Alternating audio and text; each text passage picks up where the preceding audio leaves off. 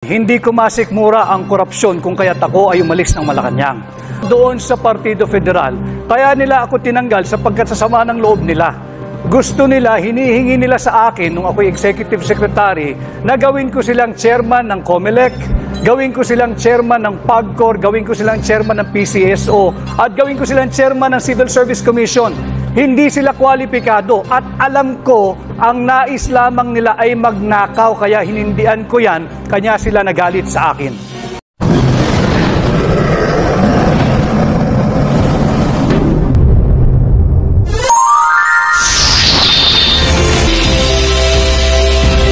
Naging malapit po kayo kay Pangulong Bongbong Marcos. Naging abogado niya at campaign manager noong eleksyon 2022 hanggang italaga po bilang Executive Secretary nang siya po ay manalo.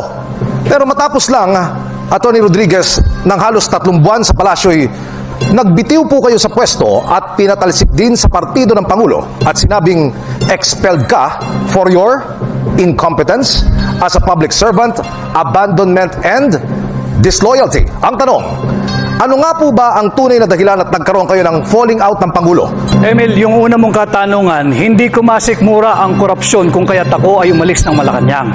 Ako ay binigyan pa ng isang posisyon, ang Presidential Chief of Staff, subalit hindi ko na gusto yung direksyon na kanilang tinatahak. Kaya sabi ko, ayoko na at ako'y babalik na lang sa pribado.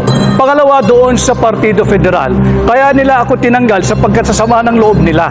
Gusto nila, hinihingi nila sa akin nung ako'y Executive Secretary na gawin ko silang chairman ng COMELEC, gawin ko silang chairman ng PAGCOR, gawin ko silang chairman ng PCSO, at gawin ko silang chairman ng Civil Service Commission. Hindi sila kwalipikado at alam ko ang nais lamang nila ay magnakaw kaya hinindian ko yan, kanya sila nagalit sa akin.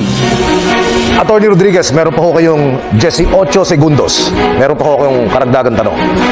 Dumalo po kayo sa ilang pro-Duterte rallies. Binabatikos mo ang kasalukuyang administrasyon at sinabing lumala ang katiwalian sa ilalim ng kasalukuyang administrasyon.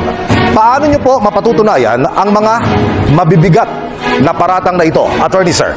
Pag-usapan natin, Emil, yung blanco na 100 bilyong pisong Bicameral Conference Committee report na siyang naging pundasyon ng GAA. Ito ay blanco. This is criminal.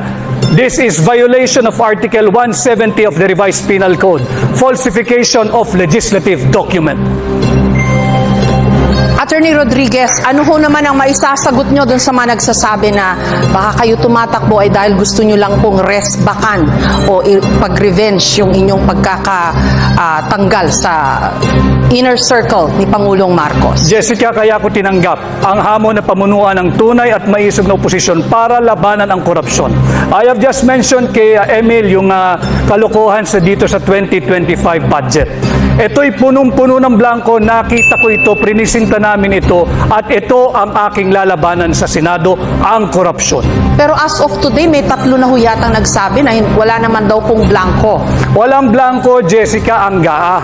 Ang pinapakita namin blanco ay yung Bicameral Conference Committee, yung enrolled bill na naging GAB, yung General Appropriations Bill. Maraming salamat po, Attorney Rodriguez, at kay